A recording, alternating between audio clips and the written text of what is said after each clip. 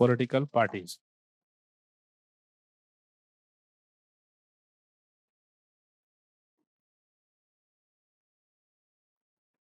राजनीतिक दल।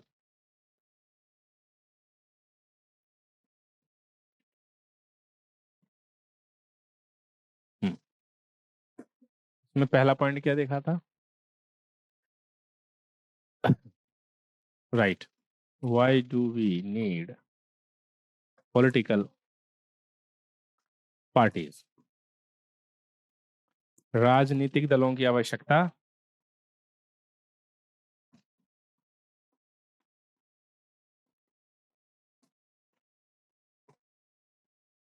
राजनीतिक दलों की आवश्यकता क्यों है? दूसरा पॉइंट क्या था?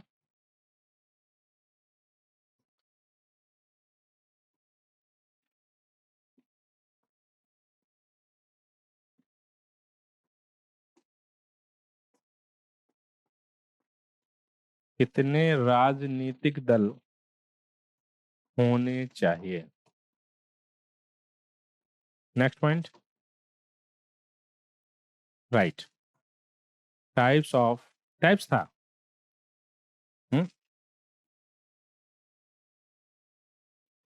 हम्म दलों के प्रकार। फिर नहीं, एक पॉइंट भूल रहे हैं आप लोग। हम्म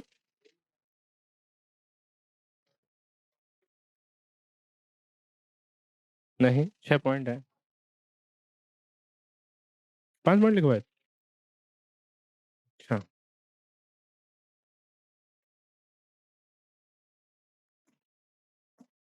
challenges of to parties and reforms. ठीक है, अच्छा ठीक है। चुनौतियां और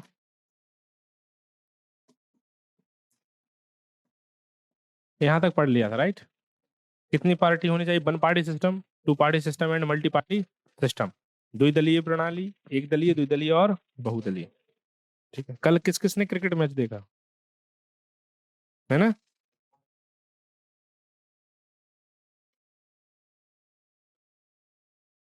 मैंने कल एक आदमी से कहा कि 200 रन बनाए किसी ने, तो उसने कहा कि कौन सी बड़ी बात है, टीम 200 रन बना सकती है। अरे नहीं, मैंने कहा टीम ने नहीं, एक आदमी ने 200 रन बनाए हैं। तो उसने कहा कि कुल कितने बनाने थे? मैंने कहा 300 के आसपास। वो कहा कौन था ये पागल आदमी? तो उसने, मैंने कहा मैक्स बेल है उसका नाम, वो बाकी पागल आदमी है, कभी कभी खेलता है वो आईपीएल में। हाँ, आईपीएल में एक बार खेला था, ठीक है। जब भी खेलता है ऐसे ही खेलता है, अदरवाइज आउट होकर चला जाता है। और ऑस्ट्रेलिया वाले इसीलिए उसको रखते हैं कि ये कब फटेगा नहीं पता, ये परमाणु। और कल वो, हाँ, तो वो बॉल बल्ले में टच करने का मतलब है 6। ऐसे वो है एक, क्या नाम है उसका वो, हाँ गेल। वो भी जब भी वो चलते हैं तो ऐसे ही कुछ करते हैं वो, अदरवाइज वो आउट होकर चुपचाप अपने बैठे रहते हैं। टीम इन्हें ढोती है। टीम इन्हें, ये ज्यादातर परफॉर्मेंस यानी कि विराट कोहली की तरह नहीं होते हैं कि वो हमेशा लगभग सस्टेन कर रहे हैं, वो ये आउट होने वाले लोग हैं ये, क्योंकि उन्हें आराम से खेलना नहीं आता है। इसलिए टीम इन्हें लेके चलती है अपने साथ कि ये कब क्या कर रहे हैं। जैसे कल उसने कर, जैसे क्या सेमीफाइनल से बाहर हो जाती है ऑस्ट्रेलिया? अच्छा, काफी अच्छा मैच। चलो अब बोलो, अच्छा यहाँ कुछ आंसर करो। डेफिनेशन ऑफ पॉलिटिकल पार्टी क्या है?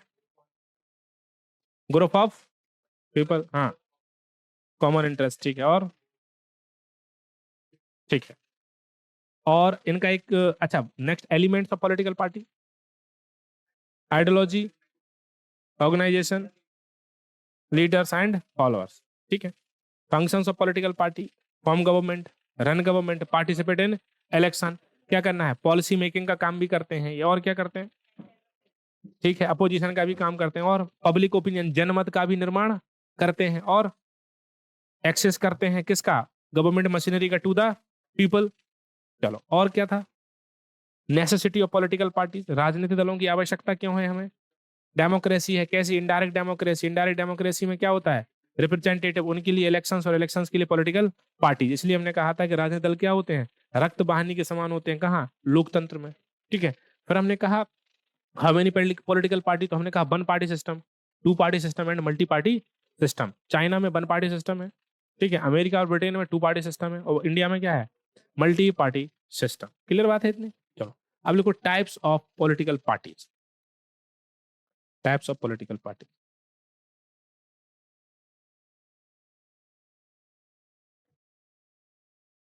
टाइप्स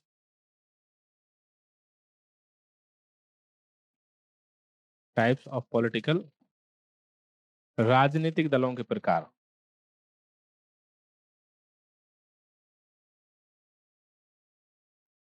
देखो देखो पॉलिटिकल पार्टी रजिस्टर्ड होंगे। सबसे पहले होगा, देख लो, रजिस्टर्ड पॉलिटिकल पार्टी, पंजीकृत राजनीतिक दल। पंजीकृत राजनीतिक दल, इसको बोलते हैं रजिस्टर्ड पॉलिटिकल पार्टी।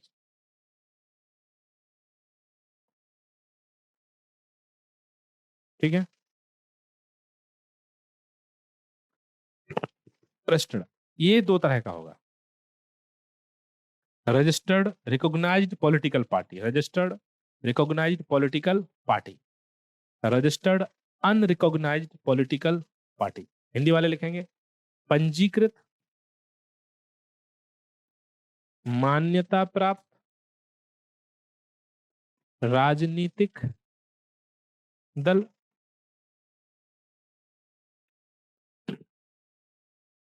पंजीकृत गैर मान्यता प्राप्त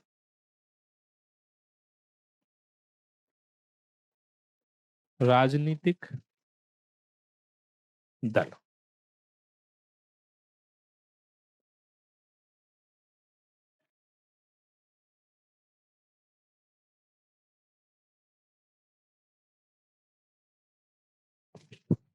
देखो अगर ए को कोई पॉलिटिकल पार्टी बनानी है, क्या बनानी है? Political party. तो वो राजनीतिक दल अगर बनाना चाहता है कोई आदमी, तो उसको सबसे पहले क्या करना पड़ेगा?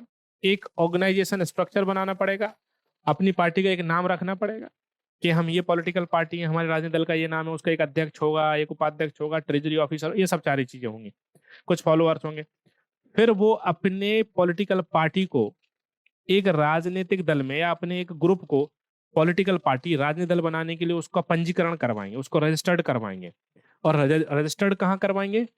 हाँ, election commission of India, Bharat के निर्वाचन आयोग के पास। भारत के निर्वाचन आयोग के पास। मतलब भारत में जितनी भी पॉलिटिकल पार्टीज हैं वो सभी क्या हैं? रजिस्टर्ड हैं। किसके पास रजिस्टर्ड हैं? Election commission of India, Bharat के निर्वाचन आयोग के पास सभी पॉलिटिकल पार्टी रजिस्टर्ड हो। ठीक है। और फिर वही आपको रजिस्ट्रेशन नंबर दे देगा आपकी पॉलिटिकल पार्टी का, कि आपकी पार्टी का ये रजिस्ट्रेशन नंबर है और हमने ये दे दिया और आप एक पॉलिटिकल पार्टी हैं, अब आप काम करो। ठीक है। तो जितनी भी पॉलिटिकल पार्टी हैं, और अगर हम भी, हमारा फंडामेंटल राइट है to form a political party, एक राजनीतिक दल का निर्माण करना क्या है? एक मूल अधिकार है। अगर हम कोई दल बनाना चाहते हैं तो आप दल बना सकते हो, पॉलिटिकल पार्टी बना सकते हो, लेकिन आपको उसको क्या करवाना पड़ेगा? रजिस्टर्ड करवाना पड़ेगा। कहाँ पे? तो all political party are registered. कहाँ पे? सभी राजनीतिक दल हैं जो कि क्या है? पंजीकृत हैं।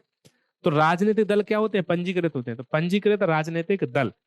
और अगर आपने अपने पॉलिटिकल पार्टी को रजिस्टर्ड नहीं करवाया है तो पॉलिटिकल पार्टी नहीं है, वो अभी तक रजिस्टर्ड नहीं हुई है। अब election commission of India, Bharat का निर्वाचन आयोग, जितने भी उसके पास रजिस्टर्ड पॉलिटिकल पार्टीज हैं उनको दो पार्ट में डिवाइड करता है। कैसे? पंजीकृत मान्यता प्राप्त दल और पंजीकृत गैर मान्यता प्राप्त दल। मतलब सभी पॉलिटिकल पार्टी रजिस्टर्ड तो हैं, रजिस्टर्ड हैं, कुछ रिकॉग्नाइज्ड होंगी, मान्यता प्राप्त होंगी, और कुछ अनरिकॉग्नाइज्ड होंगी, गैर मान्यता प्राप्त होंगी। क्लियर? तो ये मान्यता कौन देगा? रिकॉग्नाइज्ड कौन करेगा? बोलो। ये किसी पॉलिटिकल पार्टी को रिकॉग्नाइज्ड और अनरिकॉग्नाइज्ड करना किसका काम है? नहीं, ये भी इलेक्शन कमीशन ऑफ इंडिया का काम है। समझे बात? किसका? Election commission of India. Election commission of India पहले तो रजिस्टर्ड करता है पॉलिटिकल पार्टीज को, और रजिस्टर्ड करने के बाद उन पॉलिटिकल पार्टीज को डिवाइड करता है किस किस तरीके से? रिकॉग्नाइज्ड और अनरिकॉग्नाइज्ड। तो जो टोटल, अकॉर्डिंग टू एनसीईआरटी, जो टोटल पॉलिटिकल पार्टीज हैं इन इंडिया, कौन सी? रजिस्टर्ड रजिस्टर्ड पॉलिटिकल पार्टीज, वो 2360 है। ये टोटल रजिस्टर्ड पॉलिटिकल पार्टीज कितनी पॉलिटिकल पार्टी है इंडिया में? मतलब इलेक्शन कमीशन ऑफ इंडिया के पास 2360 पॉलिटिकल पार्टी पंजीकृत है, रजिस्टर्ड है। इतनी पॉलिटिकल पार्टी है भारत में, 2360 पॉलिटिकल पार्टी। समझे? अब 2360 पॉलिटिकल पार्टी को निर्वाचन आयोग क्या करेगा? दो कैटेगरी में बांटेगा, किसमें? रिकॉग्नाइज्ड और। तो ये जो 2360 पॉलिटिकल पार्टीज हैं, इसमें से 97%, कितने? 97% जो है वो रजिस्टर्ड अनरिकॉग्नाइज्ड पॉलिटिकल पार्टीज है, पंजीकृत गैर मान्यता प्राप्त दल है। क्या है? पंजीकृत गैर मान्यता प्राप्त दल है। मतलब कितने परसेंट पॉलिटिकल पार्टीज रिकॉग्नाइज्ड हैं? केवल 3% पॉलिटिकल पार्टीज रिकॉग्नाइज्ड हैं और 97% पॉलिटिकल पार्टीज क्या हैं? अनरिकॉग्नाइज्ड। ठीक है, ठीक है। ये 2301 हो जाएगा इसका 90, इसका 97% है, 2301। लगभग कितनी पॉलिटिकल पार्टी रिकॉग्नाइज्ड है? बोलो। 59। ठीक। ये रिकॉग्नाइज्ड हैं पॉलिटिकल पार्टीज, और ये 2301 क्या है? अनरिकॉग्नाइज्ड है। अब सवाल यह है कि ये रिकॉग्नाइज्ड है क्या? ये याद नहीं करना है, बस समझाने के लिए बातें हो रही हैं, बहुत ज्यादा याद करने की जरूरत नहीं है इन फैक्ट्स को कि इतने इतने पॉलिटिकल पार्टीज ने। अगर कर पाओ तो अच्छी बात है, ठीक है, परेशान मत होना। अब देखो, ये रिकॉग्नाइज्ड होते क्या है? सबसे पहले बताओ कि अगर कोई पॉलिटिकल पार्टी बना रहे हो तो पॉलिटिकल पार्टी बनाने के लिए कहाँ रजिस्टर्ड करवाओगे? इलेक्शन, भारत के निर्वाचन आयोग के पास। भारत का निर्वाचन आयोग रजिस्ट्रेशन नंबर देगा। तो अभी कितनी पॉलिटिकल पार्टी रजिस्टर्ड है निर्वाचन आयोग के पास? How many political parties? 2360। ठीक है, 2360 पॉलिटिकल पार्टीज भारत में हैं जो कि रजिस्टर्ड हैं। और कुछ पॉलिटिकल पार्टी ऐसी भी होंगी जो कि रजिस्ट्रेशन के लिए क्या कर रहे होंगे? एफर्ट्स वो कर रहे होंगे, प्रयास कर रहे होंगे, तो हम उन्हें पॉलिटिकल पार्टी नहीं कह रहे हैं। हम कह रहे हैं रजिस्टर्ड पॉलिटिकल पार्टी है 2360। अब इन पार्टी में से इलेक्शन कमीशन ऑफ इंडिया उनको दो कैटेगरी में डिवाइड कर रहा है, रिकॉग्नाइज्ड और अनरिकॉग्नाइज्ड।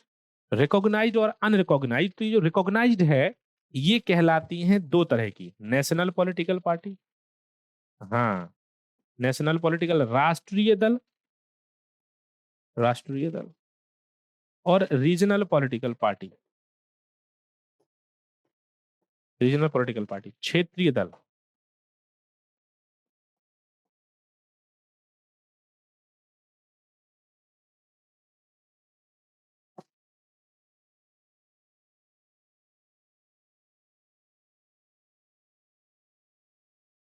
क्या समझे?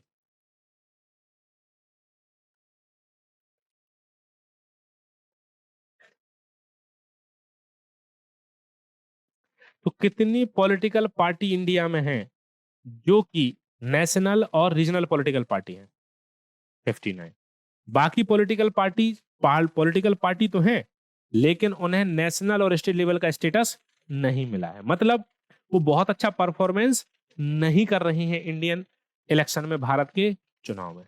तो कोई भी पार्टी नेशनल पार्टी होगी, कोई पार्टी स्टेट लेवल की रीजनल पार्टी होगी, ये कौन डिसाइड करता है? Election commission of India, Bharat का निर्वाचन आयोग डिसाइड करता है। किस आधार पर डिसाइड करता है? Vote percentage. अभी हम लिखेंगे एक criteria for the national political party and criteria for the regional political party. राष्ट्रीय दल के रूप में मान्यता प्राप्त करने के लिए क्या क्या मापदंड है, और क्षेत्रीय दल के रूप में मान्यता प्राप्त करने के लिए क्या क्या मापदंड है। ठीक है, तो सभी पॉलिटिकल पार्टी राष्ट्रीय पार्टी नहीं होती। राष्ट्रीय पार्टी कितनी है अभी? कौन कौन? समझे? ये जो बड़ी बड़ी पॉलिटिकल पार्टीज के नाम हम जानते हैं, वही पॉलिटिकल पार्टी क्या है? नेशनल पॉलिटिकल पार्टीज हैं। बाकी और पॉलिटिकल पार्टीज जो हैं वो, जैसे आपने एक नाम सुना होगा यूपी में, कौन? जैसे समाजवादी पार्टी से अलग होकर एक पार्टी शिवपाल ने बना ली थी अपनी, तो उनकी पार्टी कौन सी पार्टी होगी? नेशनल, स्टेट, या केवल पंजीकृत गैर मान्यता प्राप्त दल? गैर मान्यता, क्योंकि उनके पास ना तो स्टेट लेवल का स्टेटस था और ना ही नेशनल लेवल का था। तो ये जो, जैसे समाजवादी पार्टी किस लेवल की पार्टी है? रीजनल लेवल की है। कांग्रेस नेशनल लेवल की पार्टी है। ठीक है, तो ये टाइप्स होते हैं पॉलिटिकल पार्टीज के। मोटा मोटी हम ये कह सकते हैं कि पॉलिटिकल पार्टी दो तरह की होती है, नेशनल पॉलिटिकल पार्टी और रीजनल पॉलिटिकल पार्टी। लेकिन ये बात ठीक नहीं है, क्योंकि नेशनल पॉलिटिकल पार्टी और रीजनल पॉलिटिकल पार्टी के बाद भी पॉलिटिकल पार्टीज होती हैं। तो हम कहेंगे कि पॉलिटिकल पार्टी दो तरह से है। कैसे कैसे? पहला, रजिस्टर्ड पॉलिटिकल पार्टीज, पंजीकृत दल होते हैं। और ये पंजीकृत कहाँ होते, रजिस्टर्ड कहाँ होते हैं? Election commission of India. उसके बाद इनको election commission of India divide करता है रिकॉग्नाइज्ड रजिस्टर्ड पॉलिटिकल पार्टी और registered unrecognised political. Recognised political party मतलब national political party, state political party, और इनके अलावा जो भी पॉलिटिकल पार्टीज हैं वो क्या हैं? क्लियर बात है इतनी? तो अभी जो रजिस्टर्ड हैं रिकॉग्नाइज्ड पॉलिटिकल पार्टी वो कम है, और ज्यादातर पॉलिटिकल पार्टी कैसी हैं? अनरिकॉग्नाइज्ड हैं। जैसे आपने एक पॉलिटिकल पार्टी बनाई और आप कहाँ रजिस्ट्रेशन करवाने जाओगे? ठीक है, उसके बाद आपको रजिस्ट्रेशन मिल गया, आपने पहला चुनाव लड़ा और आपको कुछ ज्यादा वोट नहीं मिले, और आपको इसमें से कोई भी स्टेटस डिक्लेयर नहीं किया इलेक्शन कमीशन ने, तो आप कैसी पार्टी कहलाओगे?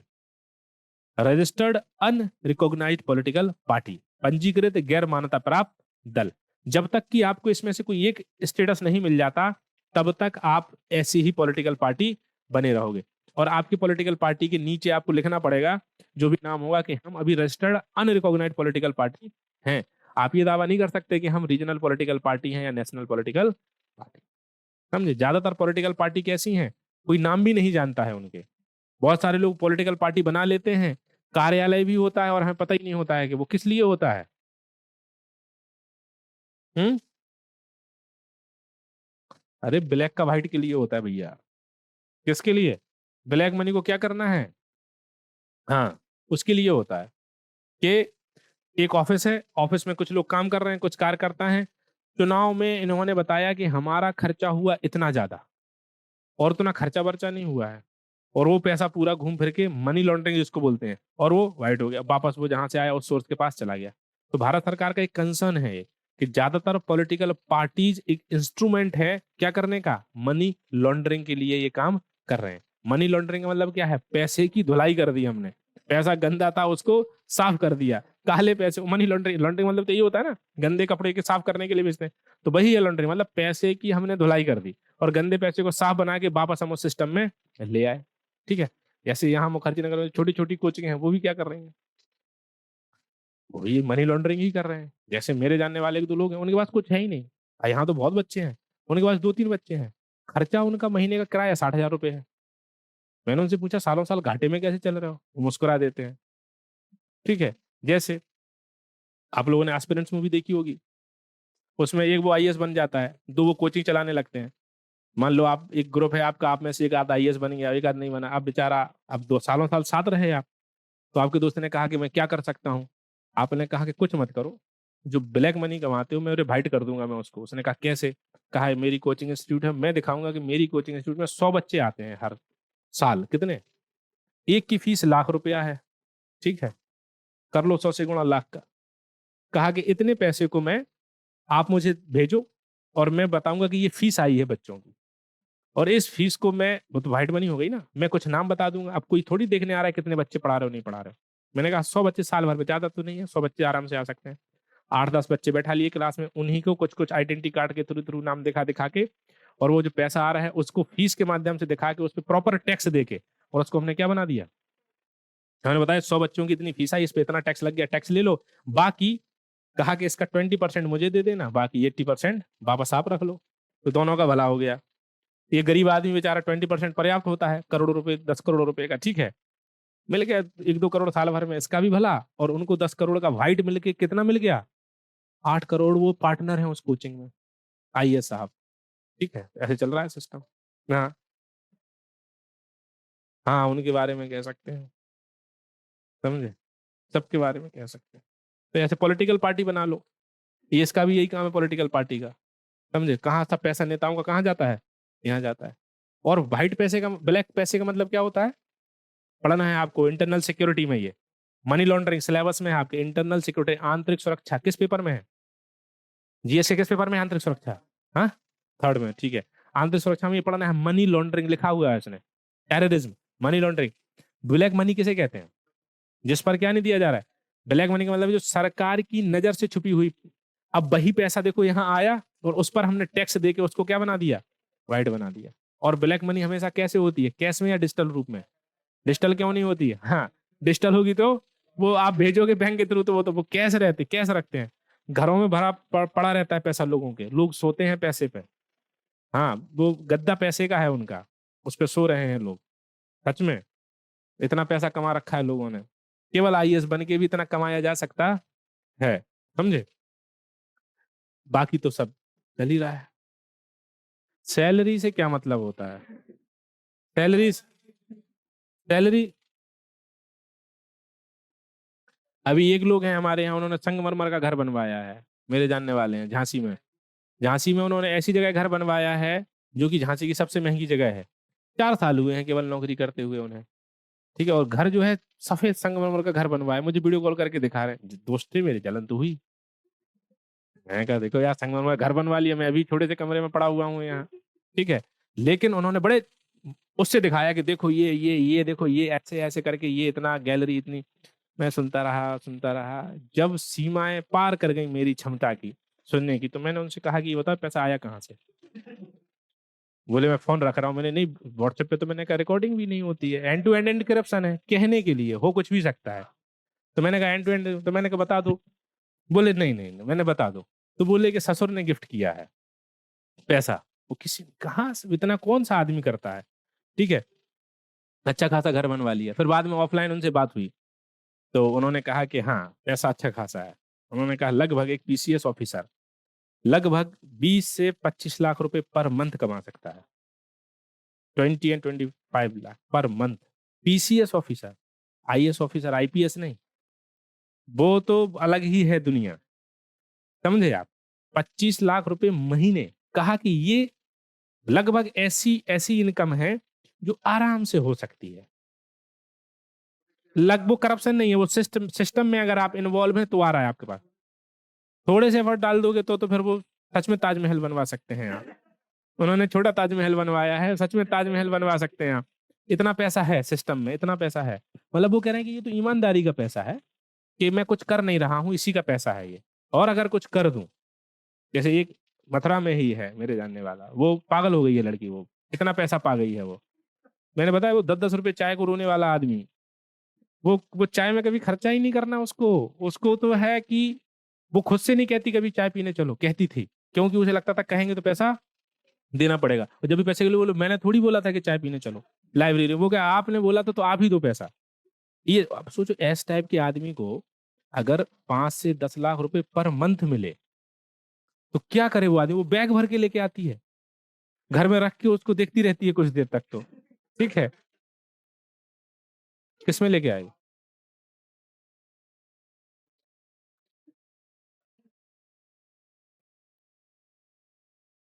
जेब में वो खुद लेके आएगी। 2 लाख की बात ही नहीं हो रही है, 10 लाख की बात हो रही है। अब सुन लो, और अधिकारी कभी भी खुद पैसे नहीं लेता, वो प्रॉपर सूटकेस में ताला रहता है, ठीक है, ताला रहता है, वो बाइक खोलेगा, वो मैडम ही खोलेंगी, उनका वो ड्राइवर जाएगा पैसा लेके, वो आएगा और वो लेके आते हैं बेचारे, वो दे के जाते हैं। वो अभी जैसे दिवाली आ रही है, तो दिवाली का मतलब मिठाई कम और उसमें मिठाई के डब्बे में पैसे ज्यादा होते हैं। जो मिठाई का डब्बा आता है वो मिठाई नहीं होती उसमें, मिठाई के तो 2-3 पीस होते हैं, वो रहता है। क्या हो सकता, अभी एक मथुरा में मेरे जानने वाले हैं, वो डिस्ट्रिक्ट मजिस्ट्रेट हैं, हुए हैं, वो मजिस्ट्रेट हुए हैं, बाद में होंगे। उनके भैया थे पीसीएस ऑफिसर, बोल रहे थे कि मैं, वो घर पे आए तो मिठाई के डब्बे उनके कार में पीछे रखे हुए थे, तो मुझे लगा कि सच में मिठाई होगी। कह रहा सीरियसली, मैंने जब खोला तो उसमें देखा कि कुछ कुछ में मिठाई थी, कुछ कुछ में कुछ कुछ था। कह रहा मैंने कहा कि ये, मैंने कहा ये क्या है? तो उन्होंने कहा कि सब कुछ मत करो, जो अलग अलग रखे उसी तरफ को बस टच करो जाके चीजों को, ऐसे नहीं करना। तो पैसा बहुत है इसमें, ठीक है। हाँ हाँ, जाता है सब कुछ, बिल्कुल सिस्टम बना हुआ है सब कुछ। तो आपको कुछ नहीं करना है, आपको केवल सिलेक्शन लेना है, और उसके बाद बाकी जो होगा वो होता रहेगा जीवन में, ठीक है। पैसे की दिक्कत ही नहीं है, क्या नहीं है? हाँ, जीवन सेट है ये मान लो, बस 1-2 साल लग के मेहनत कर लो। बांट दोगे, अगर थोड़े भी अच्छे किस्म का आदमी हो तो रिश्तेदार कोई आया तो लो लो ये। ऐसे मेरे यहाँ एक आदमी केवल लोअर पीसीएस हुआ है, केवल मेरे गांव के हैं वो, लोअर पीसीएस। उनके यहाँ मेरे गांव का एक आदमी चला गया, उनके दोस्त थे वो उसने उसको भेंट स्वरूप 1 लाख रुपए दे दिए। वो आदमी पागल हो गया गांव में आके, उसने पूरे गांव से क्या रखा कि मुझे लाख रुपए उन्होंने दिए, लोग उनके यहाँ जाने लगे धीरे धीरे करके कि कहीं कहीं मुझे भी मिलेगा, लेकिन उसने नहीं दिया, उसने एक को ही दिया। और देखो, लाख रुपए किसी को दे देना बड़ी बात होती है, वो अपनी लड़की का कुछ कार्ड आर्ट देने गया तो उसने कहा ठीक है। तो पैसा बहुत है इसमें सिस्टम में, लेकिन क्या करो, ये याद करो पहले, तब जाके तब जाके वहां घुस पाओगे। चलो, क्या समझ आई? बहुत बातें होंगी, अब बताओ। मोटिवेट कर, अच्छी बात, तो पहले ये याद करना पड़ेगा, पहले पैसे की बात है, फिर इधर आओ, अब इसको पढ़ना ही पड़ेगा तभी जाओगे। ठीक है, हमारे पास कितने राजनीतिक दल हैं, ये क्लियर हो गया। अभी थोड़ा सा एक पॉइंट बनाओ, नेशनल पॉलिटिकल पार्टी, इसलिए वो criterias for national political party, criterias for national political party, राष्ट्रीय दल के लिए मापदंड, राष्ट्रीय दल के लिए मापदंड, राष्ट्रीय दल के लिए मापदंड। पहला पॉइंट लिखो, a party that secures, a party that secures at least at least 6%, that secures at least 6% of votes as of the total votes, in Lok Sabha assembly, in Lok Sabha elections assembly, in Lok Sabha election, or in Lok Sabha elections or assembly elections in 4 states, in 4 states, in 4 states। देखो, यदि कोई दल लोकसभा के चुनावों में, यदि कोई दल लोकसभा के चुनावों में और 4 राज्यों की विधानसभा के चुनावों में, और 4 राज्यों की विधानसभा के चुनावों में 6%,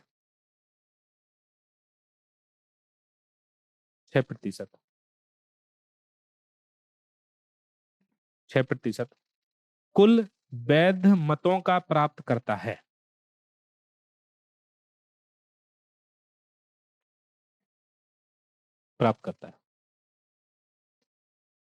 वैध मतों का प्राप्त करता है। एक बात, दूसरी बात, second point, and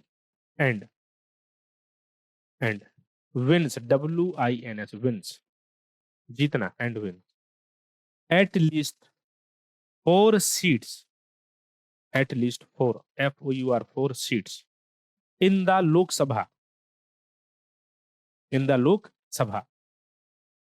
recognized, in the Lok Sabha recognized as a national political party, national political party,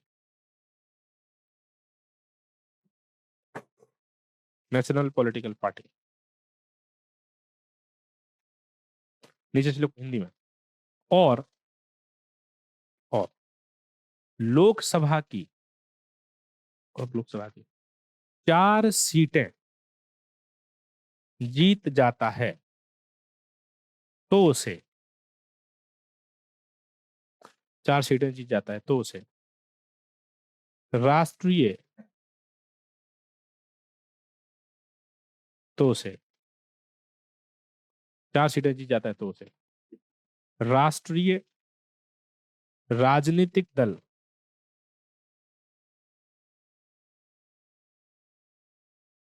राष्ट्रीय राजनीतिक दल की मान्यता प्राप्त हो जाती है। राइट?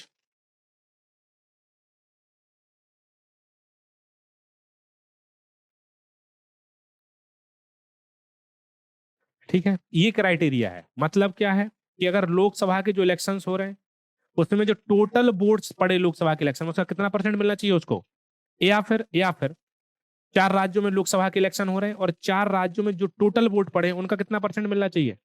और इसके साथ अगर वो 4 सीटें जीत जाता है, पहले में से कोई एक, बाद की 4 सीटें, या फिर पहली बात है कि लोकसभा के कुल पड़े टोटल वोट्स में से 6% मिला और लोकसभा की 4 सीटें जीत गया, या फिर लोकसभा के इलेक्शंस हो रहे हैं, 4 राज्यों के इलेक्शंस में उसको वोट मिले 6% और वो 4 लोकसभा की सीटें जीत गया, तो उस क्या बन जाएगा? National political party. लोकसभा के 6% वोट बहुत होते हैं और 4 सीटें भी बहुत होती हैं।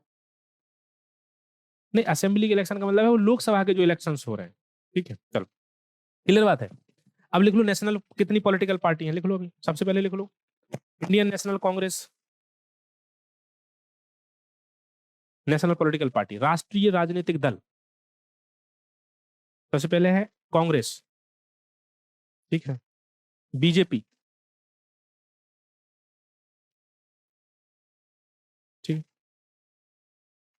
Congress, INC, Indian National Congress, Bharatiya Janata Party, AITMC, All India Trinamool Congress, देख लो, All India Trinamool Congress, BSP, Bahujan Samajwadi party,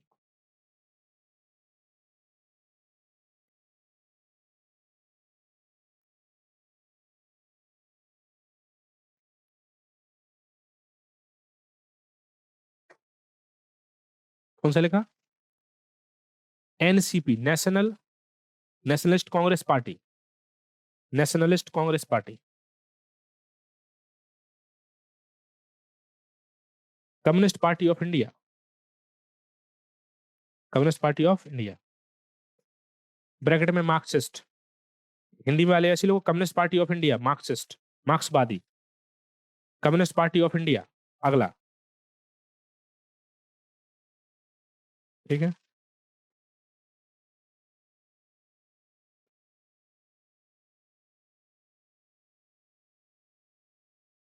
कितनी पार्टी हैं गिनो? हम्म, अरे वो हट गया उसका अभी, ठीक है। किसका हट गया? आम आदमी पार्टी वाला अभी चेंज हुआ है, हाँ चेंज हुआ है तो उसको हटा दिया। तो ये क्या है? नेशनल पार्टीज हैं। हाँ, नहीं लिख पाए?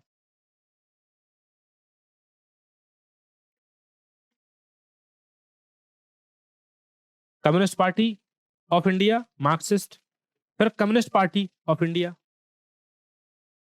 2 बार है वो, communist Party of India, Communist Party of India, एक के आगे है मार्क्सिस्ट, ऐसे लिखना है। देखो, एक है सीपीआई मार्क्सिस्ट, एक है केवल सीपीआई बस, ठीक है। और बीएसपी, मायावती, ये किसकी पार्टी है? ये हमेशा राष्ट्रीय पार्टी रहती है। मायावती पता नहीं कहां से, उत्तराखंड उत्तराखंड से कुछ कुछ सीटें जीत के वो पहुंच जाती हैं। ये मार्क्सवादी है, ये भी हमेशा देखो यहाँ से नहीं जीतते, ये लोग साउथ से जीतते हैं, बंगाल से जीतते हैं। ये कौन है? ममता बनर्जी है। ये कौन है? हाँ, और ये कौन है? ये राष्ट्रीय पॉलिटिकल पार्टी है। मतलब ये 6 पॉलिटिकल पार्टी जैसी हैं इंडिया में कि इन पॉलिटिकल पार्टीज ने इन क्राइटेरियाज को पूरा किया हुआ है। कौन से क्राइटेरिया को? कि लोकसभा के 6% वोट मिल गए उन्हें, या फिर लोकसभा की 4 सीटें मिल गई, तो उनको क्या दर्जा दिया गया है। और ये कौन डिक्लेयर करेगा? हाँ, election commission of India. Clear बात? चलो, अब अगला पॉइंट लिखो, state political party, regional political party लिख लो स्टेट की जगह। रीजनल पॉलिटिकल पार्टी का क्या क्राइटेरिया है?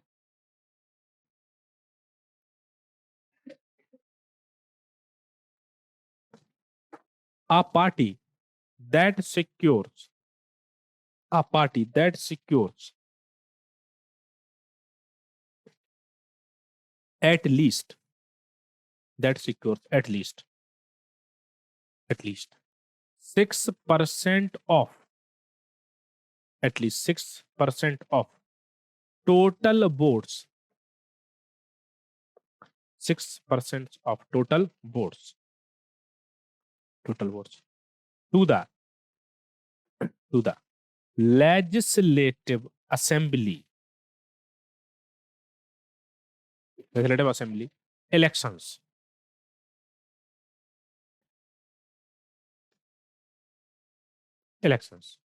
of the state, यदि कोई राजनीतिक दल यदि कोई राजनीतिक दल राज्य विधानसभा, कोई राजनीतिक दल राज्य विधानसभा के चुनावों में, राज्य विधानसभा के चुनावों में कुल पड़े वैध मतों का, पड़े वैध मतों का, कुल डाले गए वैध मतों का 6% प्राप्त करता है।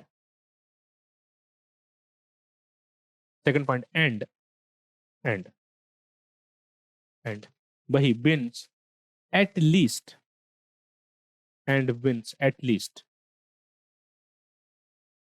2 seat, 2 seat in the assemblies elections recognized as regional political party, और विधानसभा के चुनावों में 2 सीटें जीतता है तो उसे, 2 सीटें जीतता है तो उसे क्षेत्रीय राजनीतिक दल की मान्यता प्राप्त हो जाती है। दिवाली का असर देखने लगा है ना कुछ अभी क्लासरूम में, छुट्टी छुट्टी कम है ना लोग, तो उसे क्षेत्रीय राजनीतिक दल का दर्जा या मान्यता प्राप्त होती है। आप लोग घर नहीं जाएंगे? कौन है जो नहीं जा रहा है? क्यों? आप नहीं जाना चाहते हैं कि वो बुलाना नहीं चाहते हैं? अच्छा, वैसा भी हो सकता है कि वो लोग बुलाना, उन्हें कहा चलो जाओ पढ़ो। ऐसे भी कुछ परिवार वाले होते हैं जो क्या कहते हैं कि वहीं रहो, जरूरत है नहीं। नहीं है? अभी अभी आई हो घर से, इसलिए 1-2 साल जब रह जाओगी दिल्ली में तो कहेंगे कि वहीं रहो, अभी आने की जरूरत नहीं है, पढ़ो। ठीक है।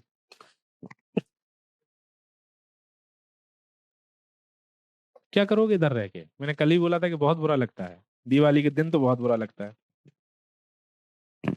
अच्छा, ठीक है। हम्म, ठीक है, तो राष्ट्रीय दर्जा किसे मिलेगा? ठीक है, और यहाँ भी कितने परसेंट? लेकिन वहां लोकसभा के इलेक्शन में और यहाँ विधानसभा के इलेक्शन में, वहां 4 सीटें जीत जाएगा और ये 2 सीटें अगर जीत जाएगा और 6% वोट पालेगा तो उसको क्या मान्यता प्राप्त हो जाएगी? स्टेट पावर, और वहां उसको हो जाएगी नेशनल पॉलिटिकल पार्टी। ठीक है, तो जिन जिन ने ऐसा किया है, अब कुछ स्टेट रीजनल पॉलिटिकल पार्टीज के नाम बताओ। जैसे समाजवादी पार्टी और आम आदमी पार्टी और बीएसपी तो यहाँ थी। हम्म, जैसे शिवसेना है ना, बहुत पार्टी है, अपना दल है, ठीक है, लोक जनशक्ति पार्टी है, हाँ, जेडीयू है, वहां लालू प्रसाद यादव की पॉलिटिकल पार्टी है। ठीक है, तो ये सब। आरएलडी किसकी पार्टी है? मुझे नहीं लगता उनकी पार्टी रीजनल पॉलिटिकल पार्टी भी है, क्योंकि 6% वोट नहीं मिलता है उन्हें।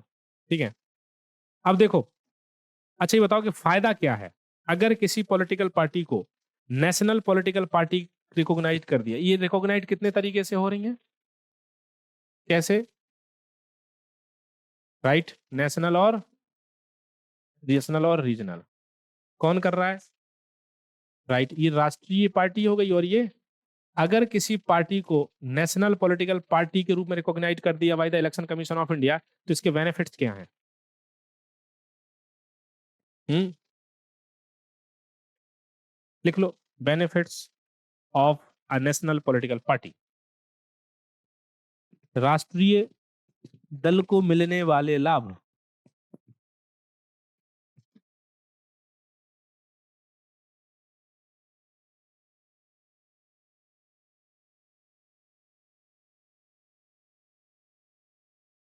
ठीक है,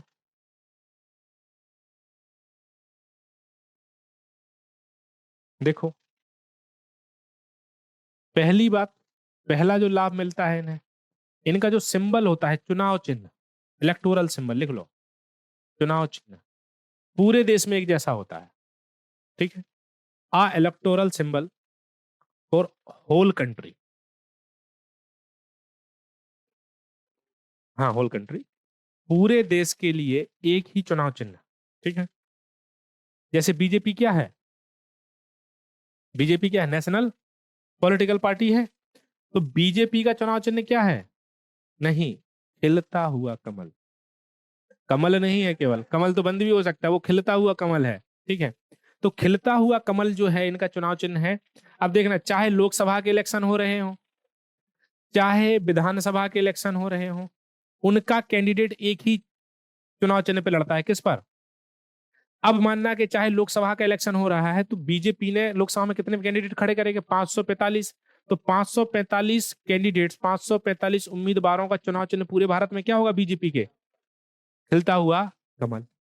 अब देखना, अब समाजवादी पार्टी का चुनाव चिन्ह क्या है? क्या पूरे भारत के लिए है? उत्तर प्रदेश के लिए है।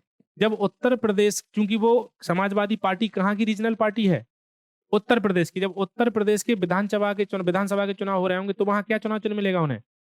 अगर यही समाजवादी पार्टी एमपी में चुनाव लड़ने जाती है, एमपी में भी विधानसभा चुनाव होने, तो वहां उन्हें क्या चुनाव चिन्ह मिलेगा?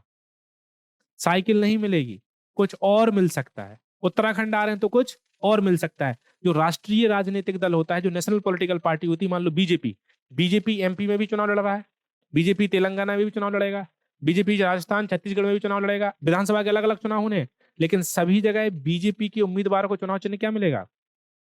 इससे क्या फायदा है? इससे लोगों को ये बताना नहीं पड़ता है कि इसका मतलब क्या है कमल का। जनता को बीजेपी का मतलब कमल, वहां नहीं पहचानना है, कंफ्यूज नहीं होना है, गलती नहीं होती है। लोगों के दिमाग फिक्स्ड है, कमल, बीजेपी को वोट देना है, तो वो कहां जाके दबा देते हैं। अब देना, मान लो कि मध्य प्रदेश में किसी आदमी को समाजवादी पार्टी पे वोट देना है, और उसके दिमाग में अगर ये बैठा है कि साइकिल है और साइकिल वहां किसी और का होगा तो वोट उसको चला। तो राष्ट्रीय पार्टी होने का ये फायदा होता है कि पूरे देश में कोई सा भी इलेक्शन हो, उनका चुनाव चिन्ह हमेशा एक जैसा रहता है। तो जनता के दिमाग में परसेप्शन बन जाता है कि इसका मतलब है ये, और चुपचाप जाके वोट दे आओ। बूढ़े बूढ़े लोग याद नहीं रख पाते हैं, वो वही याद रखते हैं कि कमल और हाथ। ठीक है, बस उसी पे वो इधर उधर करते रहते हैं, पंजा याद है उन्हें, तो वो वहीं जाके वोट कर। ये फायदा है नेशनल पॉलिटिकल पार्टी होने का। आप लड़ेगी पंजाब में तो तब वो नेशनल पॉलिटिकल पार्टी थी उस टाइम। नेशनल, आप नेशनल पॉलिटिकल, राष्ट्र अभी हट गई बाद में वो, तो वह झाड़ू मिलेगी उसको। हाँ, झाड़ू थी।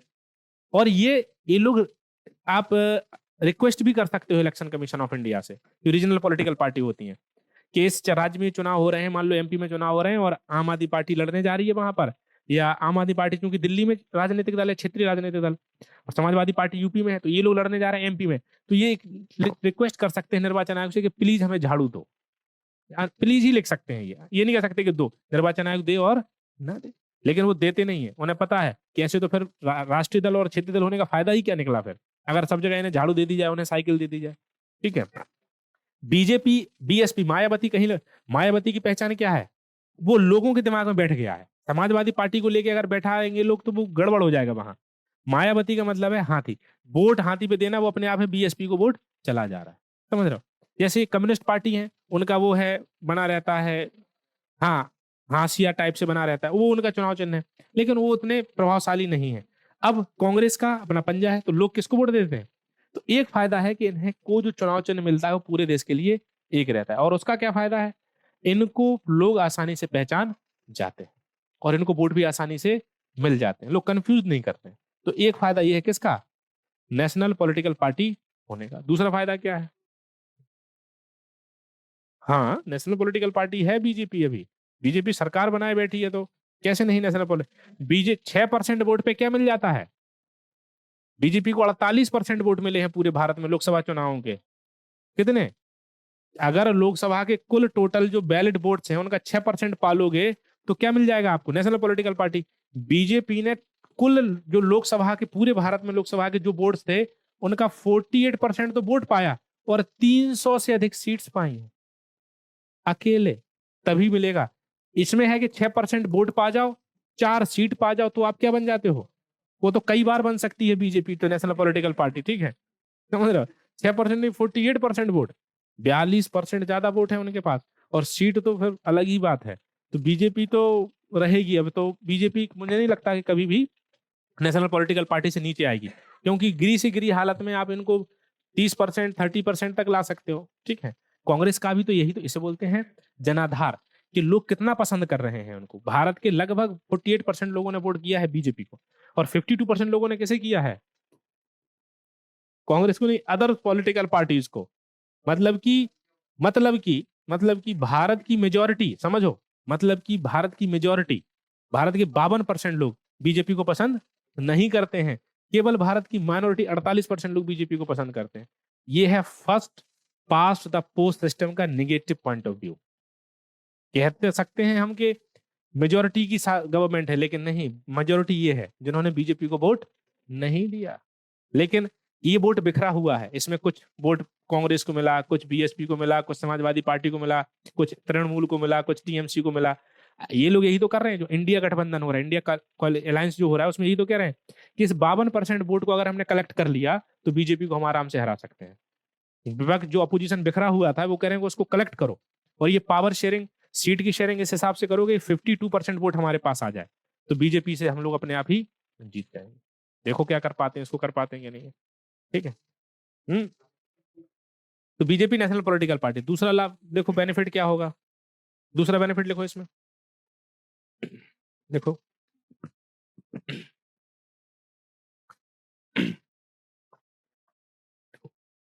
डोनेशन फ्रॉम वेरियस पार्टीज, विभिन्न लोगों द्वारा अनुदान देना, दान देना, विभिन्न लोगों द्वारा दान देना। मान लो बीजेपी कह दे कि हमें पैसे की जरूरत है, तो क्यों? क्योंकि लोगों को ये रहता है कल के दिन ये सरकार बनाएंगे और हमारे इंटरेस्ट को पूरा करेंगे। ठीक है, लिखो नेक्स्ट, नेक्स्ट बेनिफिट लिखो क्या है, special time for the electoral electoral campaign, electoral campaign, campaigning करना, चुनावी प्रचार प्रसार के लिए विशेष समय अवधि। आप देखोगे जब चुनाव होता है तो भारत का जो चैनल है, इंडिया का सरकार का चैनल कौन सा है? दूरदर्शन।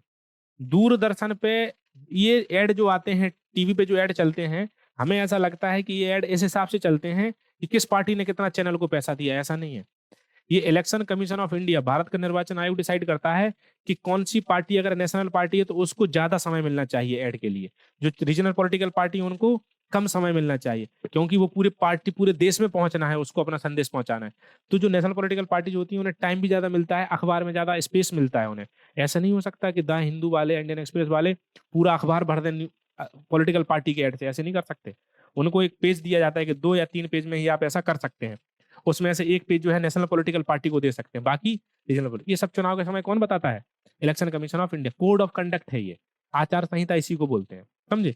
तो ये बेनिफिट्स हैं किसको, और इनको भी वही बेनिफिट्स हैं, यही वाले सेम, लेकिन ये कहां तक लिमिटेड हो जाते हैं? ये पर्टिकुलर स्टेट तक हो जाते हैं। उसके बाद अगर इन्हें कहीं और जाना है तो फिर ये किसी और, किस पर, सिंबल पर, इलेक्टोरल सिंबल पर क्या करेंगे? इलेक्शन लड़ेंगे। जैसे मायावती ने क्या बनवा दिए थे, हाथी चारों तरफ लखनऊ में, तो वो क्या प्रचार करना चाह रही थी? अंबेडकर जो पार्क है उसमें हाथी बनवाए थे उन्होंने। ठीक है, चलो। हाँ, तो ये बात समझ आ गई है पूरी। चलो, तो दो ही तरह की पार्टी है हमारे यहाँ, कौन कौन सी? Registered recognised political party, registered unrecognised political party. Registered recognised में दो तरह की हैं, राष्ट्रीय और क्षेत्रीय। राष्ट्रीय होने का क्या फायदा है? सिंबल एक हो जाता है, उन्हें चुनाव के समय ज्यादा चीजें मिल जाती हैं, और स्टेट होने का मतलब यही फायदे लिमिटेड हो जाते हैं पर्टिकुलर स्टेट तक। ठीक है, चलो। आम आदमी पार्टी मान लो यूपी में लड़ने जाएगी तो उसको झाड़ू चुनाव चिन्ह नहीं मिलेगा, दिल्ली में उसको क्या मिलेगा? झाड़ू मिलेगा, जब दिल्ली की लेजिस्लेटिव असेंबली का इलेक्शन लड़ रहे हैं। अगर वो लोकसभा का इलेक्शन लड़ने जाएंगे तो भी उसको झाड़ू नहीं मिलेगा। अगर यही नेशनल होता तो हर जगह झाड़ू झाड़ू झाड़ू ही रहता उनका। क्लियर? चलो, तो ये वाला पॉइंट हो गया हमारा। इसके बाद क्या हेडिंग था, क्या नेक्स्ट पॉइंट था हमारा? लिख लो, चैलेंजेस, चुनौतियां।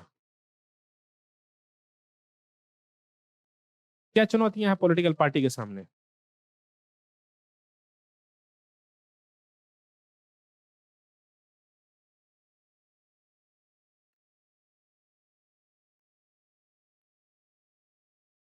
ठीक है, सबसे पहला चैलेंज लिखो क्या है?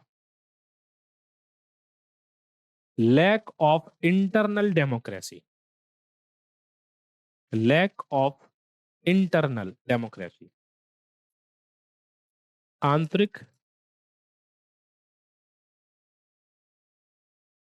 लोकतंत्र का अभाव।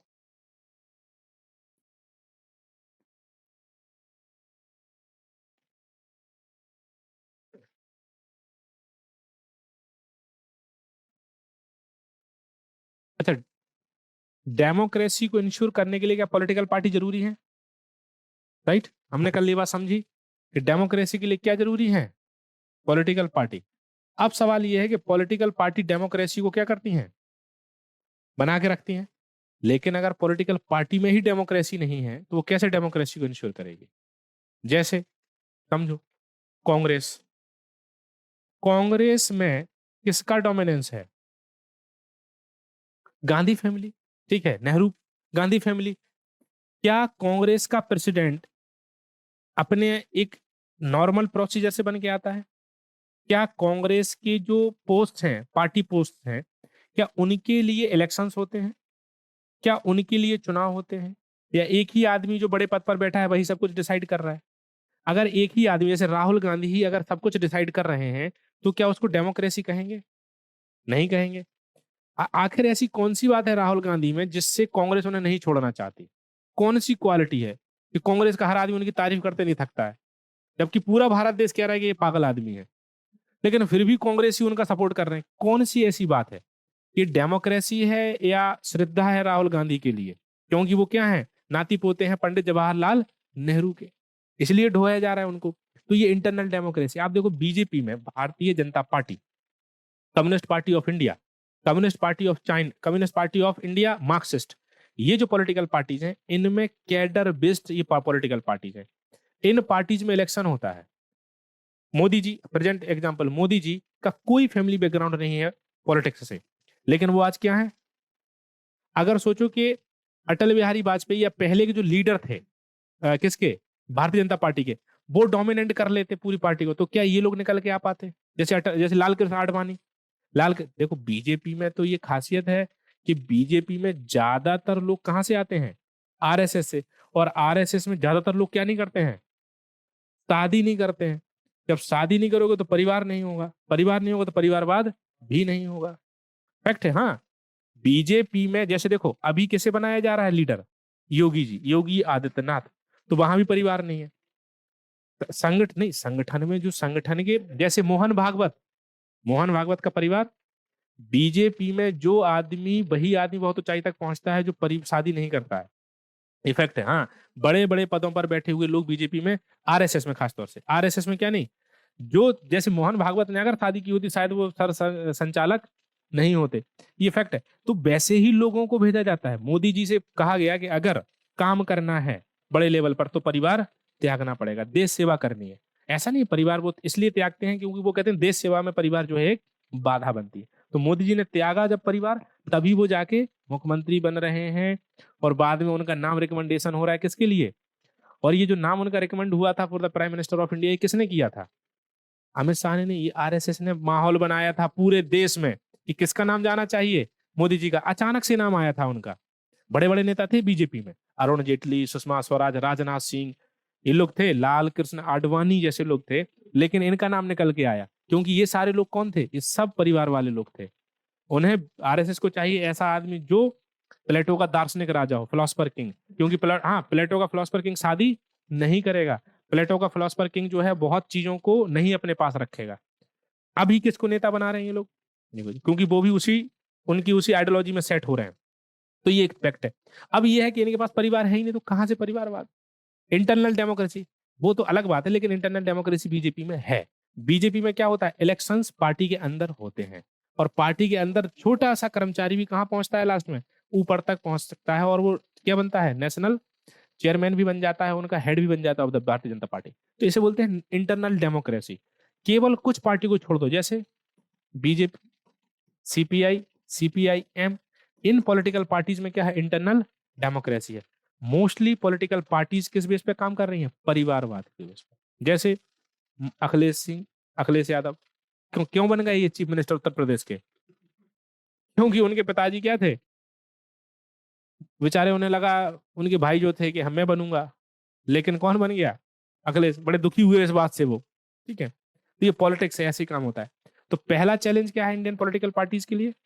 Lack of internal democracy. Internal democracy समझ गए क्या होता है? कि पार्टी के अंदर भी क्या होने चाहिए? इलेक्शंस होने चाहिए और डेमोक्रेटिक तरीके से डिसीजंस। जैसे कांग्रेस में पूरे डिसीजन कौन लेता है? सोनिया गांधी, राहुल गांधी और मल्लिकार्जुन खड़गे बैठ के पूरे डिसीजन ले लेते हैं।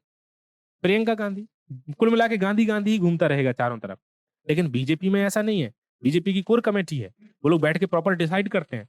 सीपीआई सीपीआईएम जैसे कन्हैया कुमार का बहुत फैमिली बैकग्राउंड पॉलिटिकल नहीं है, लेकिन फिर भी सीपीआई सीपीआईएम ने उसको ऊपर तक पहुंचा। बाद में वो कहाँ चले गए, कांग्रेस में चले गए, वो अलग बात है। लेकिन वो इसमें रहते तो वो बड़े पद तक जाते, क्योंकि वहां भी वोटिंग होती है, वहां भी प्रॉपर एक मैकेनिज्म है जिसमें वो लोग वोट कराते हैं और पार्टी कैडर के लोग जिसे वोट देते हैं उसी को वो पोस्ट दिया जाता है, ऊपर से नहीं थोपा जाता है। चलो, तो पहला चैलेंज है। दूसरा पॉइंट लिखो, क्या चैलेंज है, देखो। तो लिख लो, वंशवाद की चुनौती, वंशवाद की चुनौती। ठीक है, वंशवाद क्या बोलोगे इसको? Dominance of family politics, family politics लिख लो, फैमिली पॉलिटिक्स। उदाहरण स्वरूप, राहुल गांधी, अखिलेश सिंह यादव, तेजस्वी यादव, तेज प्रताप यादव, और वो हैं एक कौन है, चिराग पासवान। ठीक है, इन लोगों में एक भी लक्षण नहीं है नेता बनने का। लेकिन ये सीरियसली नेता क्यों है? जयंत चौधरी, जयंत चौधरी के पिताजी कौन थे? बड़े नेता थे वो।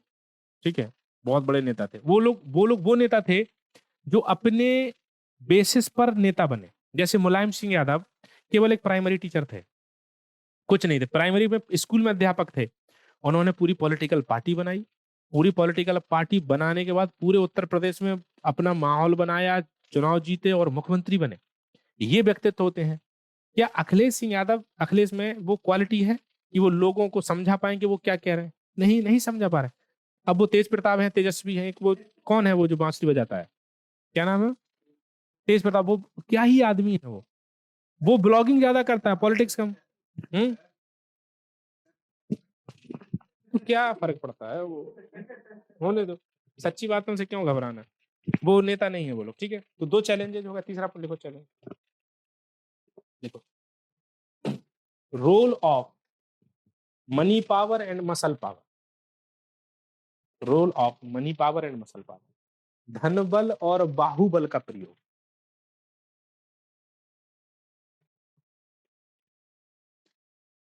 धन बल और बाहुबल का प्रयोग। और क्या चैलेंज हो सकता है? करप्शन, देख लो, करप्शन भ्रष्टाचार है। यूज ऑफ ब्लैक मनी है, यूज ऑफ ब्लैक मनी, काले धन का प्रयोग।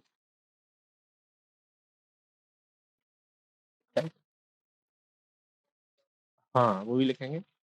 नेक्स्ट पॉइंट लिखो, lack of political awareness, lack of political awareness, political socialisation, राजनीतिक जागरूकता और राजनीतिक समाजीकरण का अभाव। ठीक है,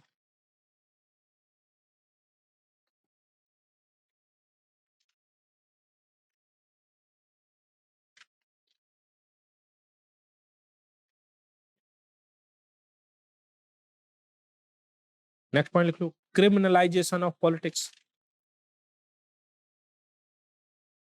क्रिमिनलाइजेशन ऑफ पॉलिटिक्स, अपराधियों का राजनीतिकरण, पॉलिटिसाइजेशन ऑफ क्रिमिनल्स,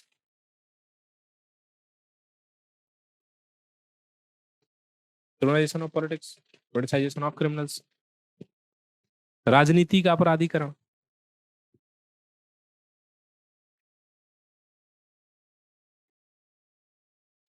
ठीक है,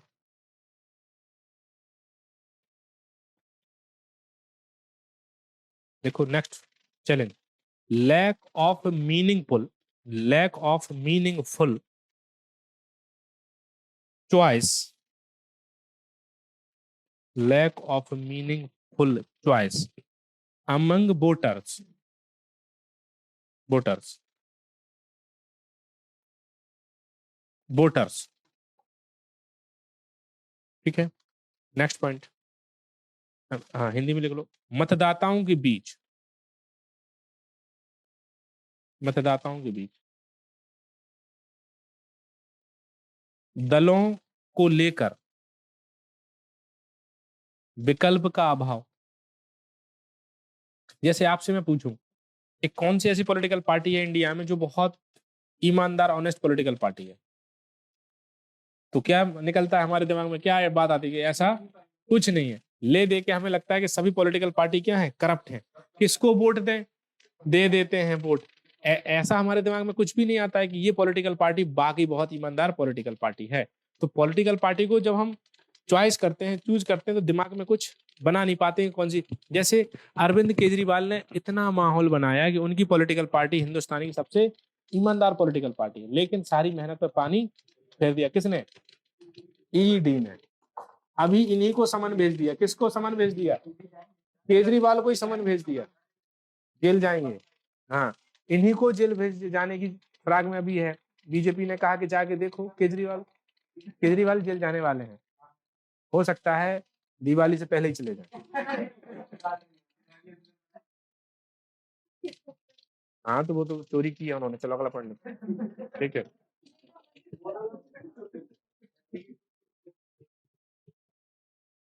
उस केस में भी है। देखो केजरीवाल व्यक्तिगत रूप से आदमी ठीक है, ये सब पॉलिटिकल स्टंट होते हैं, क्योंकि एक ही पॉलिटिकल पार्टी ऐसी है जो चैलेंज कर रही है टू द भारतीय जनता पार्टी, क्योंकि पंजाब में हार चुके हैं बेचारे। अब वो चाह रहे हैं कि पंजाब में सबको लग रहा था कौन जीतने वाला है, लेकिन आम आदमी पार्टी ने कर दिखाया। तो अभी बीजेपी को लग रहा है कि खतरा यही है, बाकी तो सब अपनी अपनी जगह ठीक जा रहे हैं। तो अगला पॉइंट लिख लो, क्या चैलेंज है, और क्या चैलेंज हो सकता है बोलो, पॉलिटिकल पार्टी में और क्या चैलेंज है, दिमाग लगाओ, सोचो कुछ। ठीक है, लिखो, नेक्स्ट पॉइंट लिख लो, lack of ideology among parties, राजनीतिक दलों के बीच विचारधारा का अभाव। कोई भी किसी से मिल जाता है, मिल जाता है, कोई किसी से मिल जाता है। बीजेपी ने जाके कश्मीर में किससे समझौता कर लिया,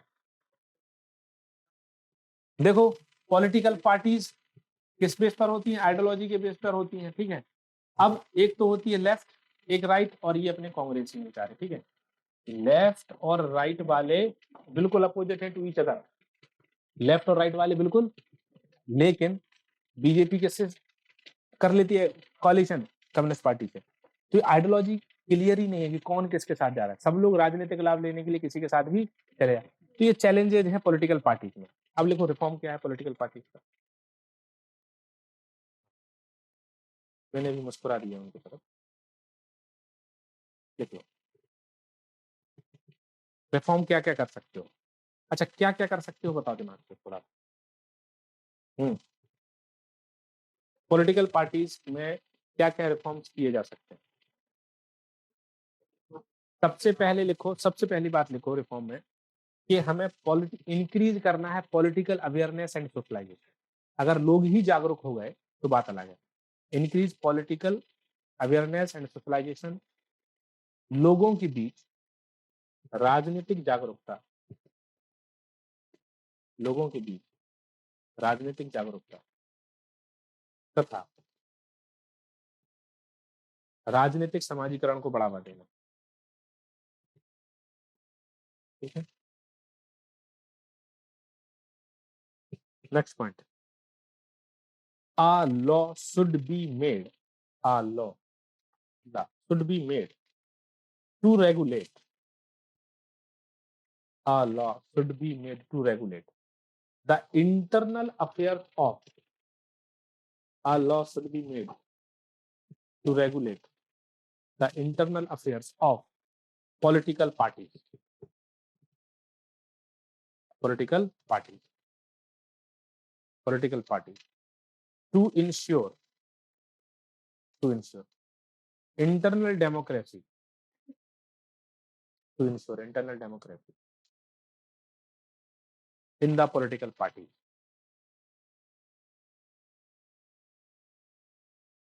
political party, लोगों के बीच राजनीतिक जागरूकता तथा राजनीतिक समाजीकरण को बढ़ावा देना, राजनीतिक समाजीकरण को बढ़ावा देना। दूसरा पॉइंट,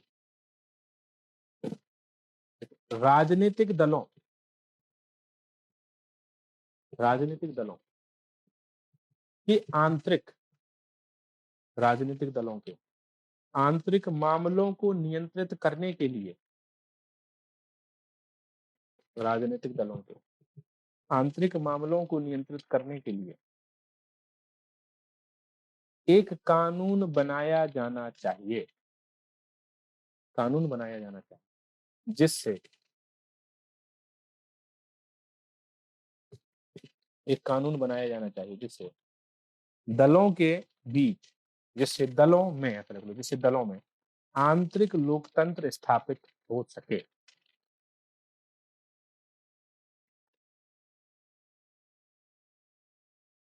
राइट, नेक्स्ट लिखो, इट शुड बी मेड, आंतरिक लोकतंत्र स्थापित हो सके, it should be made mandatory,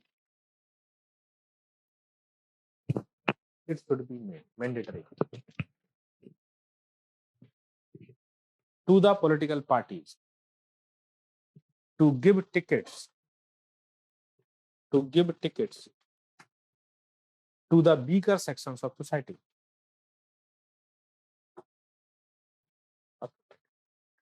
राजनीतिक दलों के लिए अनिवार्य किया जाना चाहिए कि,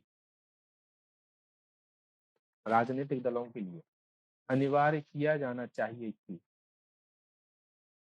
वह समाज के कमजोर वर्गों को, वर्गों टिकट आवंटित करें,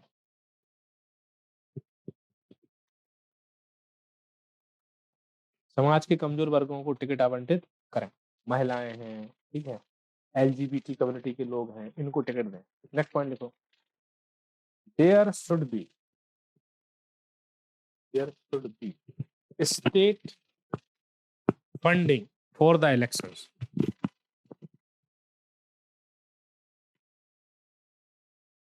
चुनावों के लिए राज्य वित्त पोषण होना चाहिए, चुनावों के लिए राज्य वित्त, मतलब पैसा कौन खर्चा करे, गवर्नमेंट खर्चेगी, हाँ, जिससे कि ब्लैक मनी खर्चा नहीं होगी। गवर्नमेंट, मान लो मेरी पॉलिटिकल पार्टी है, गवर्नमेंट ने मुझे 50 लाख रुपए दिए, तो मैं उतना ही मैं खर्चा करूंगा, वो सरकार नजर रखेगी।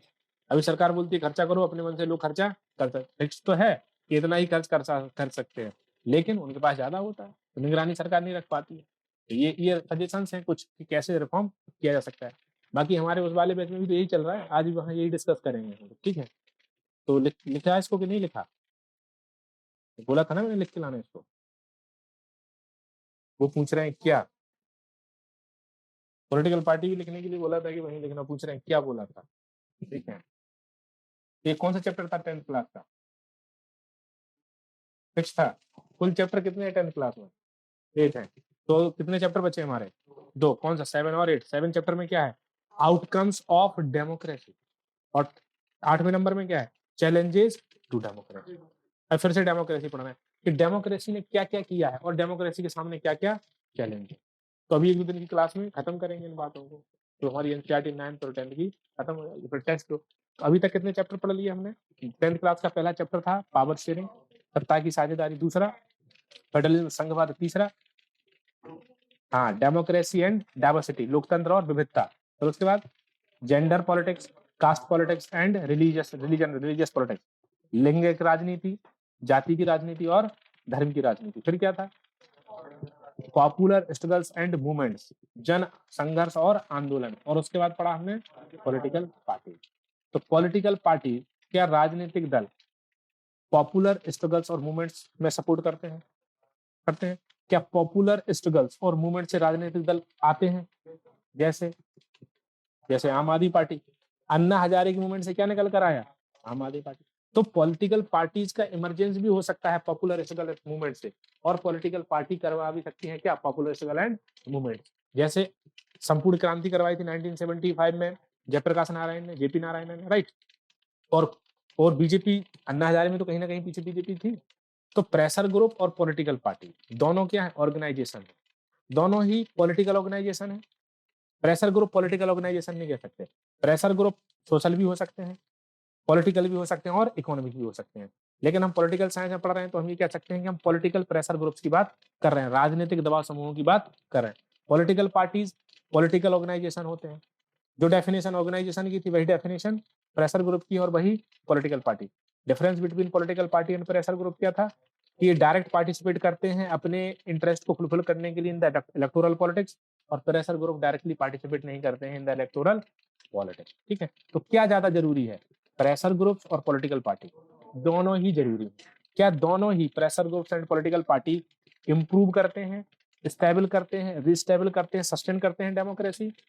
हिंदी वाले जना समझ लेते होगे ना, करते हैं कि नहीं करते हैं? करते हैं। तो दोनों ही हमारे लिए, और ये दोनों ही बातें हमारे सिलेबस में भी लिखी है, formal and informal organisation association. ठीक है, औपचारिक और अनौपचारिक संगठन। अनौपचारिक संगठन प्रेशर ग्रुप, औपचारिक में राजनीतिक दल। तो जो सिलेबस में है वो एनसीईआरटी में भी है चैप्टर्स हमारे, समझे? तो ये एनसीईआरटी की कनेक्टिविटी कहाँ से है, हमारे चैप्टर से। लेकिन पूरे चैप्टर में कहीं डेमोक्रेसी नहीं है, पूरे सिलेबस में, यूपीएससी के पूरे मेंस के सिलेबस में, पीटी के सिलेबस में कहीं भी डेमोक्रेसी नहीं लिखी है। हाँ, लेख तो बताओ क्या डेमोक्रेसी फिर भी पढ़नी चाहिए, सिलेबस में नहीं लिखी है? क्यों नहीं लिखा है? पढ़ना चाहिए कि नहीं पढ़ना चाहिए ये हमें पता चलेगा 2023 के पेपर से। क्योंकि उसने क्या पूछा है कि इंडिपेंडेंट डेमोक्रेसी जरूरी है किसके लिए? उसने कहा स्वतंत्र न्यायपालिका लोकतंत्र की पूर्व शर्त है। लोकतंत्र के लिए क्या जरूरी है? तो ये क्वेश्चन बता रहा है कि डेमोक्रेसी तो पढ़ना ही है हमें, क्योंकि डेमोक्रेसी सवाल कहाँ आ रहा है, मेंस परीक्षा में सवाल आ रहा है। और पूरा जो भी सिस्टम हम आज पढ़ रहे हैं, पूरा कॉन्स्टिट्यूशन, पूरी पॉलिटी, वो क्या ही है, वो डेमोक्रेसी है। तो सबसे पहले तो डेमोक्रेसी ही समझना है। तो क्या है democracy? What is the democracy? लोकतंत्र क्या है? फॉर्म ऑफ गवर्नमेंट, बस वे ऑफ लाइफ